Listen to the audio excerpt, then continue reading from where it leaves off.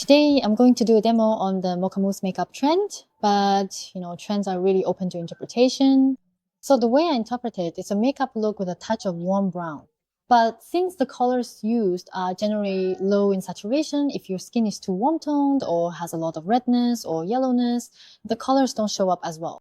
So first, I'm going to create a bright ivory toned complexion. I'm going to use this stick foundation to cover the entire face first and then set it with a hydrating powder. This is the Laura Mercier Original Hydrating Powder. Out of all the powders I've tried, this one is the thinnest and it allows eyeshadow to go on really smoothly. And if you don't control the oiliness around your eyebrows, you can't really draw them in, so it ends up ruining the base makeup around that area. So I'll make sure to remove all the oiliness around my eyebrows as well.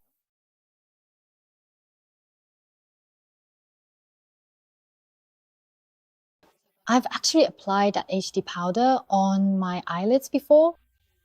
It makes them super shiny, but then the eyeshadow just wouldn't go on. The color didn't show up properly, so I really struggled with it.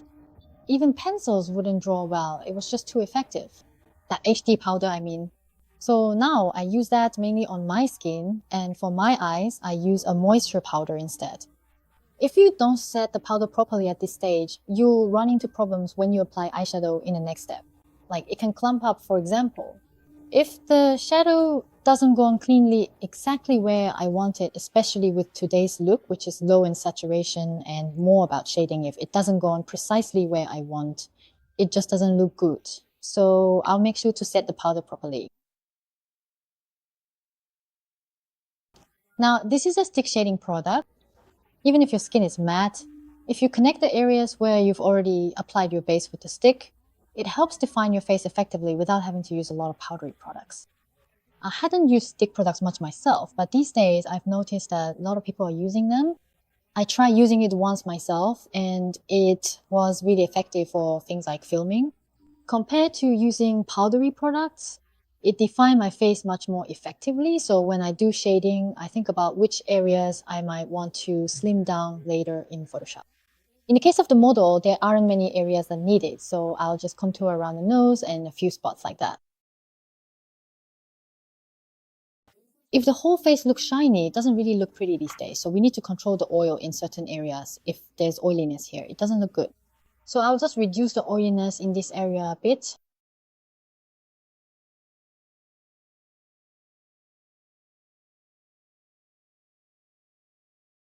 Now, I'm going to contour the whole face, but when using this color called Mocha Mousse, instead of emphasizing the overall lines of the face like we did earlier with the Jumeau, it actually looks much prettier to create a kind of soft, lukewarm color effect like this.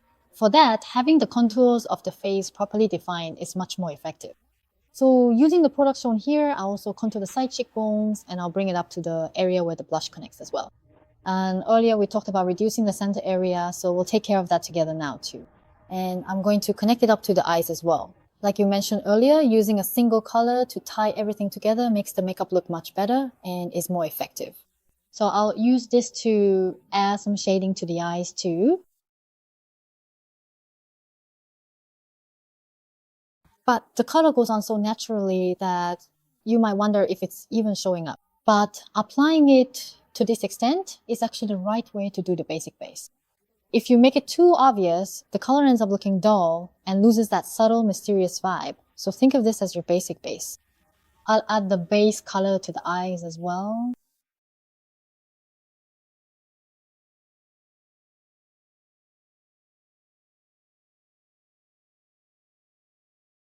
These days, people usually set up the under eye area and the aegyo before starting anything else.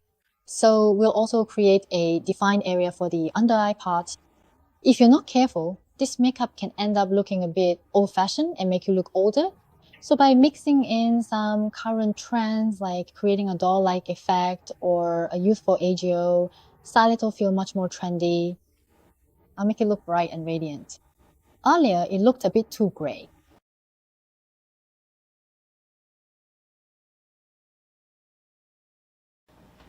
I'll use something with a bit of shimmer to emphasize the aegyo style. The trend of central area reduction makeup is really popular these days. But even though your eyes are already quite big, could you try smiling for me? I'll carefully check the area that stands out when you smile and create it properly. These days, all of our clients want to have this area done. By connecting natural colors, the eyes will look a bit fuller. With this, the basic preparation for makeup is done. Now, we're going to add some color here. For warm tones, browns with slightly muted saturation and a hint of red suit you well. For cool tones, browns with a slightly grayish hue look good, but I think we're closer to a warm tone. Earlier, I said there wasn't really anything like that, but here we'll apply a base with a hint of red. But since we already applied that bare beige color to the cheeks earlier, even a small touch will make the gradation stand out vividly. And since we're not going to draw a bold line connecting the outer part, I'll use this to expand the area, to broaden the eye area a bit. This is where the highlighter usually goes.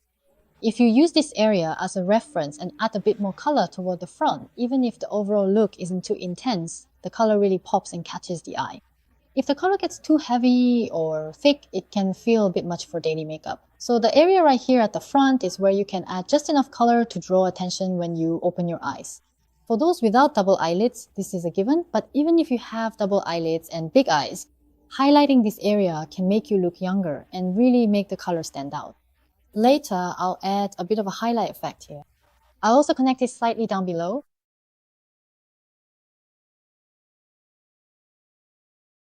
I've already added some shading to the upper part. And now, by shading the under eye area while it's fine for the upper lid to look deep and heavy this time, I want to keep things a bit softer and more subtle. By enhancing the under eye area, the center of the eye appears shorter, you look younger, and that dull, heavy feeling is greatly reduced. So I'm going to draw a line on the under eye area to bring out that part a bit more. This is a brown shade, but it has a hint of red in it. If you use just one color, the look can end up being too one-dimensional and not as pretty. So I'm going to mix a slightly reddish brown with a cafe au lait shade and touch up that area. And for the outer part, I'll add a bit of a diffused effect to open up the eyes. Then, with what's left on the brush, I'll connect the center.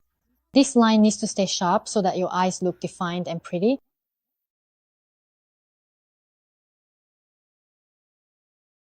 Connect the front here as well.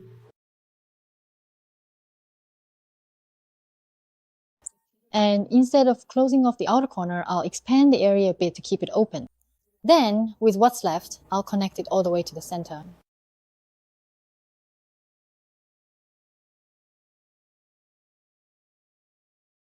With things like eyeshadow or blush, it can still look nice even if the edges are a bit blurred, but when it comes to defining the eye shape, you really need to make it clear for it to stand out.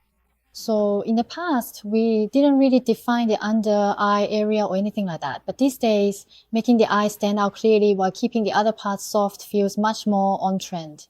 It also looks much prettier that way, and the response is way better too.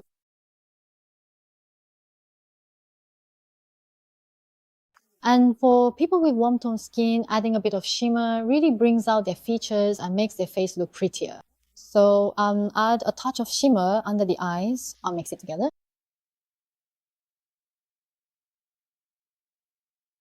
Now I'm going to draw a line on the upper eyelid as well. Isn't this so pretty? This is Rainbow Mansion. Oh yes, number 3, always. And I'm not going to draw a thick line. I just want to bring out that brownish vibe. I'll define the eyes with a slightly reddish brown shade. And the key point here is not to make the line too bold or long. So I'm going to let the end fade out naturally.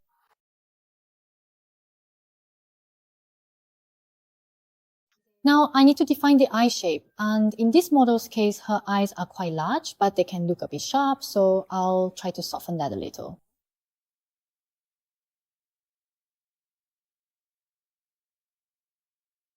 Since her eyes tilt upward toward the pupil, I'll use a gradient to gently adjust that area. Is this area right here. If you bring it all the way down to the end, it can look a bit sharp, so just fill in from about the 2 o'clock to 12 o'clock direction, and that will help a lot. For the other eye, just touch up from about 10 o'clock to 12 o'clock as well. And for those whose waterline shows when they open their eyes, you can fill in the area above the pupil with brown. But in our model's case, her eyes aren't wide open and the waterline isn't exposed. So I think it's best to just keep the connection soft as it is. But if when you open your eyes, your waterline is visible like mine, then filling in the inner waterline here will give a much cleaner and more defined look. If you use brown for that, it will enhance the overall effect even more. Now, in this state, I'll curl the lashes once with an eyelash curler.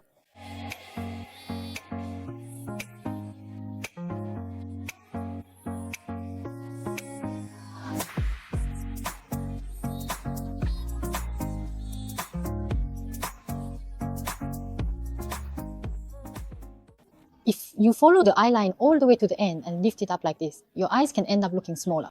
In that case, you need to open up the outer corner. So instead of connecting the end, you should open up this area in a straight line. But I don't go as far as fully opening it up, because the model already has very large eyes. But I just open up about this much. Stop here, then use shadow to connect everything, and after applying mascara or even under mascara, I add some more shading.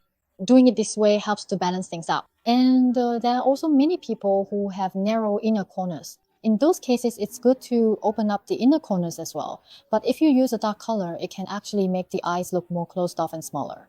These days, there are a lot of pink brown or pink beige pencils available. If you use those to connect the inner corners and blend them up to the top, it really gives a strong eye enlarging effect. When creating aediosal, the under eye fat too. Next, spread the area widely from here, and you know those bright white tones without much shimmer? If you use those to connect, it creates a gradient effect and helps define the eyes. Since your eyes are already quite big, I'll just fill in a little bit right in front of the pupil. The key point here is that I'll only use brown. If even a little bit of black gets into the Mocha Mousse, it can make the look seem old or dull. Also, using a slightly reddish brown or a grayish tone looks much more sophisticated and pretty, whereas a dull brown can really change the overall vibe. For an added effect, I'm going to attach a few individual false lashes. I'll be applying the lashes one by one in small clusters. These are individual cluster lashes. These days, people don't really apply false lashes densely all over the lash line anymore. So I'll attach about 5 clusters, and since we haven't drawn a very bold or extended eyeliner, I'll place these lashes a bit longer towards the outer corners.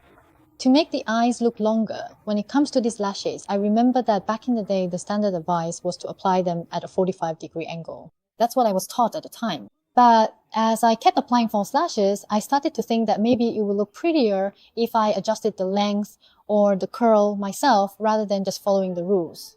So I always curled them before applying, but after a while, I realized my lashes looked kind of outdated. They looked too long, and it wasn't like I was using trendy lashes either. So I went back to the standard method, and when I applied them that way, my lashes looked so much prettier.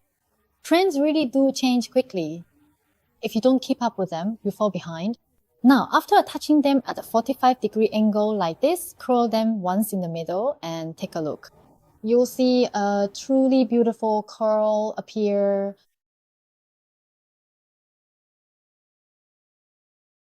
These days, brown mascara is more popular than black. This one is Etude's Grey Brown and this one is Muse Brown. But this one has a grayish tone, while that one has a reddish tone, so I use this one.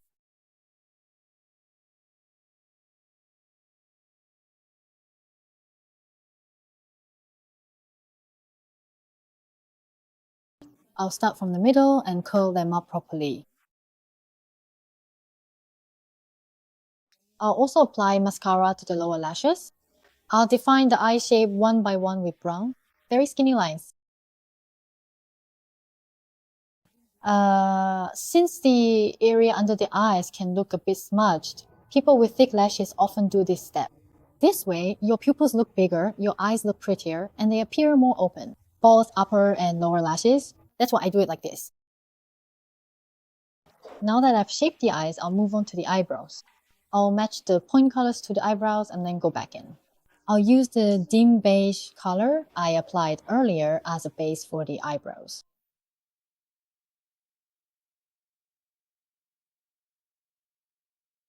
When I draw my eyebrows, I always check the area that shows when I lift them.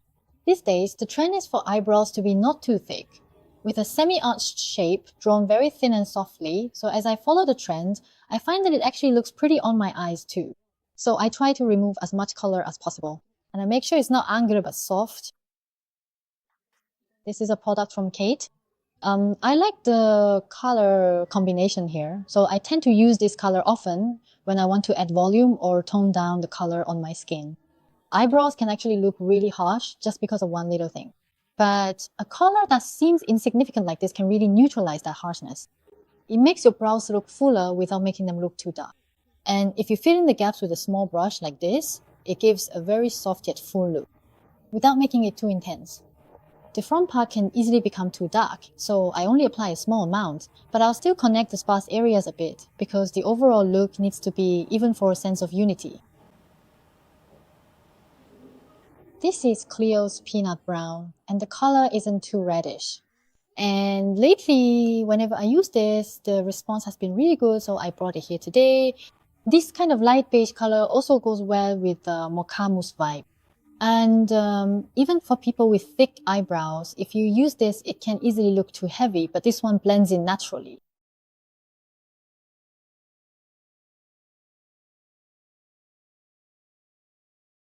Let's get into some details here. I'll brighten up the area under my eyebrows to make the area look defined and clean even without using a dark color, while also making the area around my brows look neat. Let me check the areas that look sparse. For those with very dark eyebrow hairs, sometimes eyebrow mascara alone isn't enough to tame them. In that particular case, I always reach for a bit of my trusted concealer eye, carefully dab just a small amount onto the specific areas, and then gently touch up the very front part of my face, and it instantly looks significantly much lighter and brighter. Now I will smoothly transition and move on to applying a bit more of my preferred eye makeup products. I'm using a brown shade with a hint of red, mixed with the dim beige I used earlier.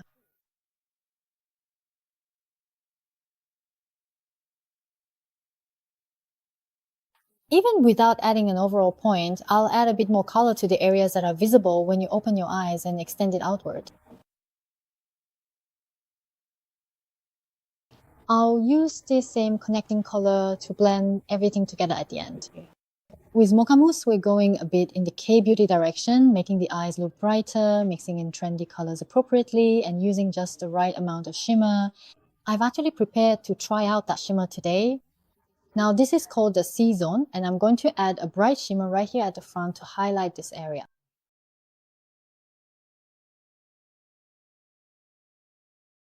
This one's from IPKN, and it actually has really great adhesion. The color payoff is a bit different. While this one comes off as very sophisticated, the sparkly, more prismatic color looks really pretty with the Mocha Mousse. When paired together, it creates a trendy and clear look that really brings out the best in this color. And also apply it down here underneath. But people actually wear it like this daily. If you add this kind of vibe to the lower lash line and then use a bit of shimmer on the upper eyelid, just enough, so it's not too much, I think the Mocha Mousse will feel much more approachable for those with warm undertones. Now I'm going to move on to blush. For the blush, we already created that overall butterfly zone earlier and applied it like this. If the blush is connected all the way up to under the eyes without any gaps, it can make the center of the cheekbones look shorter. So let's try expressing that effect. I'm going to mix these two together a little bit. The key here is not to make the blush too intense since everything is already connected. Just adding a subtle accent to the cheekbone area will really bring the whole look to life. Blend it in so it doesn't look too bold or abrupt. And here as well, use a small brush along the side of the cheekbone since your face is small. Be careful not to go outside the area. And just touch up the base along the diagonal of the cheekbone like this. Now I'm going to press down the lips overall as well. Now there's hardly any redness left, but since the model's natural lip color is so pretty, I'm going to tone it down to a more beige shade.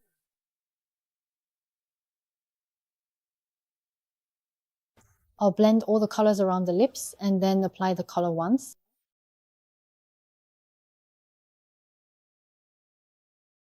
I really agonized over which color to use. For daily wear, I think it's better to go with something a bit brighter. But if you want a really trendy look, adding a touch of chocolate makes it look really pretty. First, I'll press everything down and apply a brighter shade.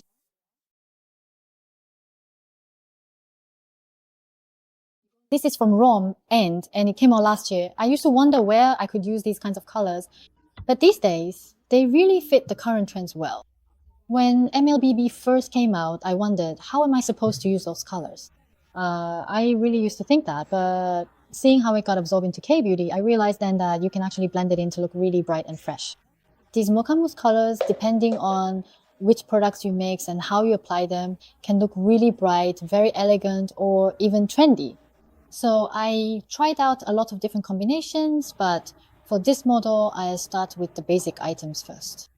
I'll start by applying a beige color as the basic base, and then layer the darker shades on top.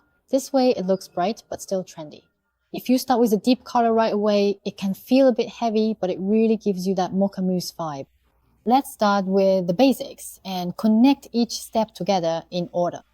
At this stage, it really has a demure vibe. But if you add a hint of chocolate tone on top, it suddenly gives off the true feeling of Mocha Mousse. This is a NARS product, and I think NARS was quick to catch on to the trend as well.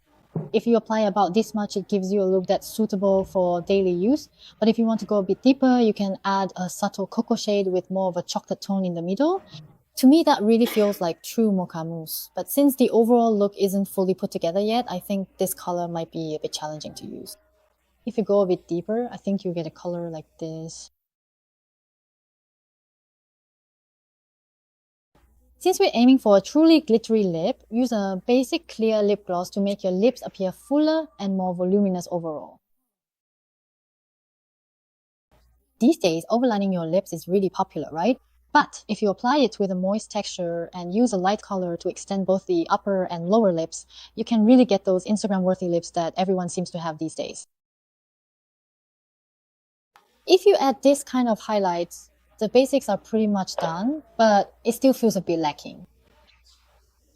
It never ends, I'm sorry.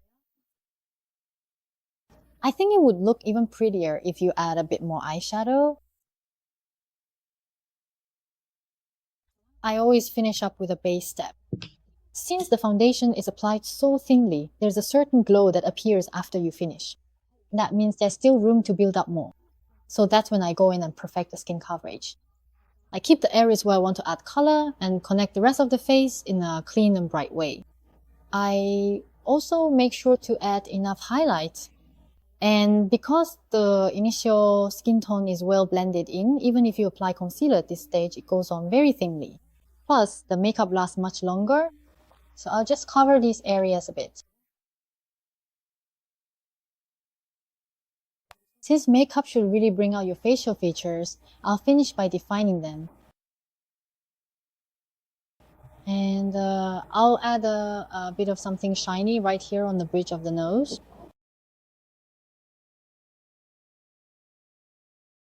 With that, the entire makeup application is now complete.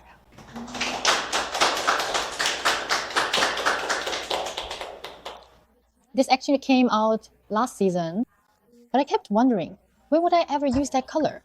That's what I thought, but today I brought it out.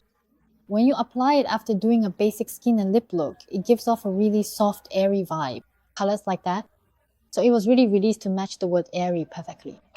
Turns out that's what it was. Also, foreign brands tend to have a lot more beige and brown shades compared to Korean brands, so the colors are much less saturated. That makes foreign brands a bit better for creating a Mocha Mousse look or adding a point of interest. But if you want something bright and more in line with K-beauty, I think Korean products are a bit brighter and prettier. There definitely seems to be a difference.